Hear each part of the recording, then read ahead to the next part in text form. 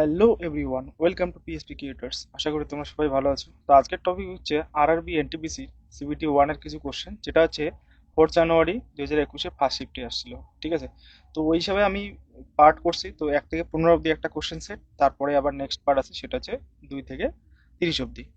প্রথম কোশ্চেন দেখো কি বলছে, হরিশ এবং বিমল 20 দিনে একটি কাজ শেষ করতে পারে। তারা 15 দিন একটিতে কাজ করে এবং তারপর বিমল চলে যায়। বাকি কাজ হরিশ একাই 10 দিনে সম্পূর্ণ করে। হরিশ একা কতদিনে কাজটি সম্পূর্ণ করতে পারে? অ্যাকচুয়ালি এখানে বলছে হরিশ প্লাস বিমল, এরা দুইজনে 20 দিনে কাজটা করতে পারে। ঠিক আছে, কিন্তু কি হলো যে এই 20 দিনের পরিবর্তে এরা কাজটা করলো 15 দিন। 15 দিন করার পরে একজন চলে গেল, আর বাকি যে কাজটা থাকলো, বাকি কাজটা অ্যাকচুয়ালি কত, 5 দিনের কাজ। এদের দুইজনের এই বাকি 5 দিনের কাজ, ঠিক আছে, 5 দিনের কাজ, এই কাজটা কিন্তু যে থাকলো আর কি, সে হচ্ছে হরিশ। হরিশ এই 5 দিনের কাজটা কিন্তু করলো 10 দিনে। তাহলে অ্যাকচুয়ালি পুরো কাজটা কত দিনের? 20 দিন। তাহলে 20 দিনের কাজটা কত দিনে করবে? 10 × 20/5, 4×10=40, 30। একাই 40 দিনে কাজটি সম্পূর্ণ করতে পারবে, অপশন 1।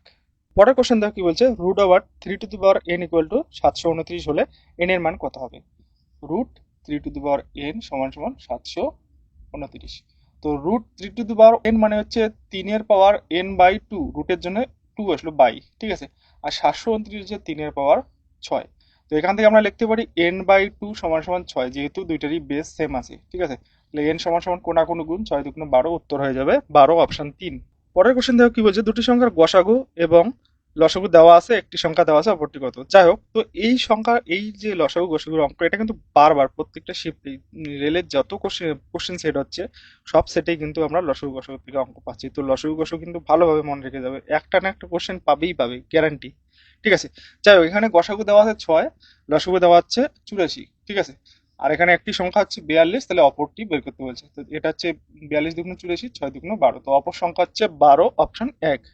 আচ্ছা, পরে দেখো একটা মান দেওয়া আছে আর বলছে xy - 1/xy এর মান কি হবে।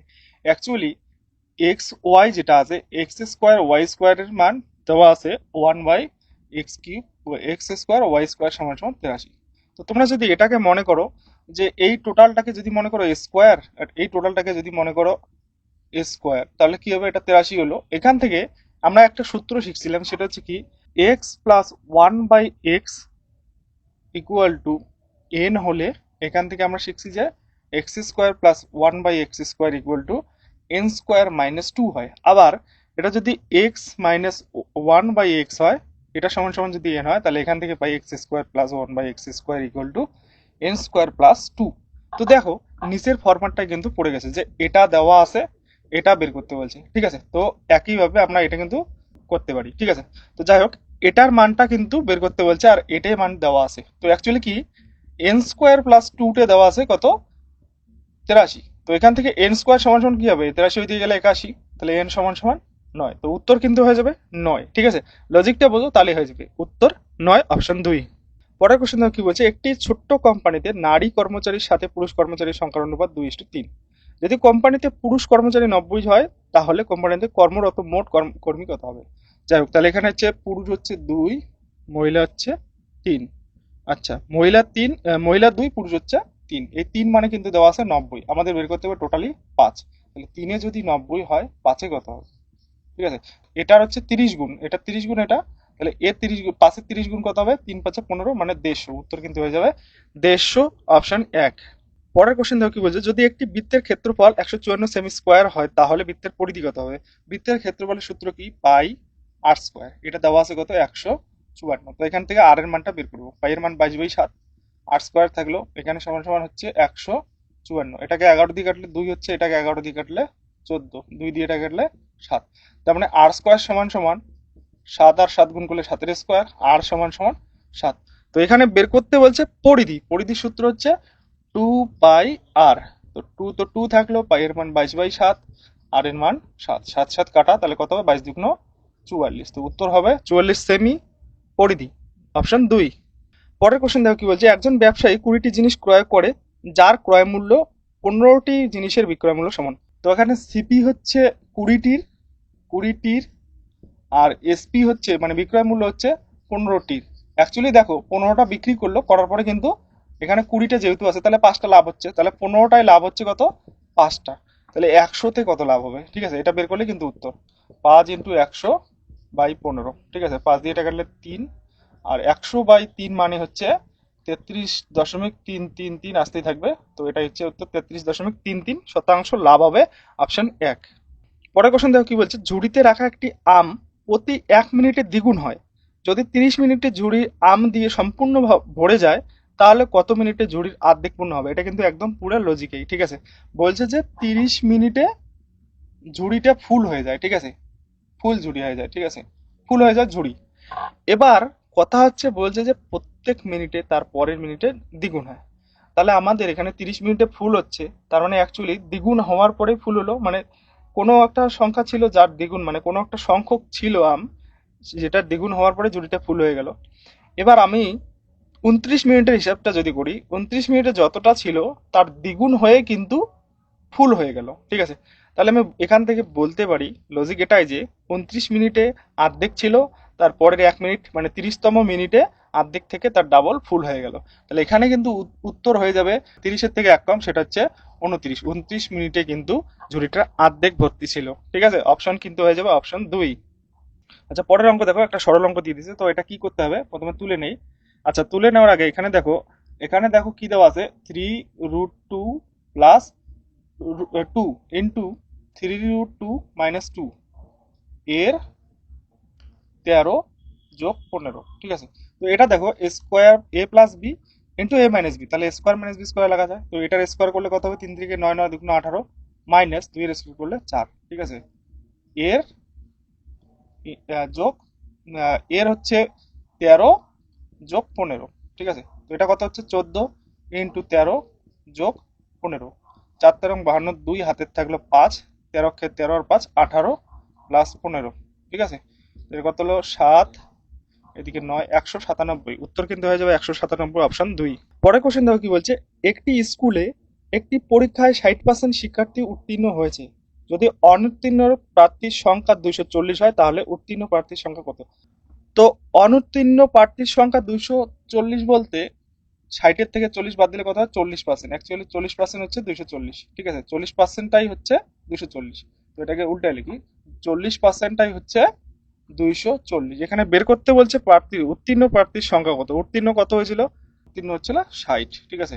তো 60-এ বের করো, 240 × 60/40, 0 0 কাটা, 4 6 24, 6 6 36, তো 360 কিন্তু উত্তীর্ণ হয়েছিল। তো উত্তর হবে অপশন 3। পরের কোশ্চেন দেখো কি বলছে, 20 × 5/2 মিটার দৈর্ঘ্যের একটি কার্পেট আছে। কার্পেটটিকে প্রতিটি 4 × 1/2 মিটার দৈর্ঘ্য বিশিষ্ট কয়টি ছোট টুকরো কাটা যাবে? তো 20 × 5/2 কে যদি আমরা ভাঙাই কত হবে, 20 × 2 = 40, 5 45/2, আর হচ্ছে 4 × 1/2 মানে হচ্ছে 4 2 8, 9/2। তো এটাকে এটা দিয়ে ভাগ করলে যা হবে তাই, তাহলে 45/2/9/2, 2 2 কাটা, এটা দিয়ে এটাকে কাটলে হচ্ছে 5। তো উত্তর কিন্তু হয়ে যাবে 5, 5টি ভাগে ভাগ করতে টুকরো করা যাবে আর কি। তো অপশন হচ্ছে 4। পরের কোশ্চেন দেখো কি বলছে, দুটি সংখ্যার অনুপাত 3:5, তাদের লসাগু 120 হলে সংখ্যাগুলি কত? যাই হোক, তো লসাগুকে যদি আমরা দ্বিতীয় অনুপাতের অংশ দিয়ে ভাগ করি, তাহলে প্রথম অনুপাতের অংশটা পাবো, আবার প্রথম অনুপাতের অংশ দিয়ে ভাগ করে দ্বিতীয় অনুপাতের অংশটা পাবো। তাহলে প্রথম সংখ্যা কত পাবো, প্রথম সংখ্যা হচ্ছে 120/5, অনুপাত আছে তাই ইস টু, আর দ্বিতীয় সংখ্যা হচ্ছে 120/3, ঠিক আছে।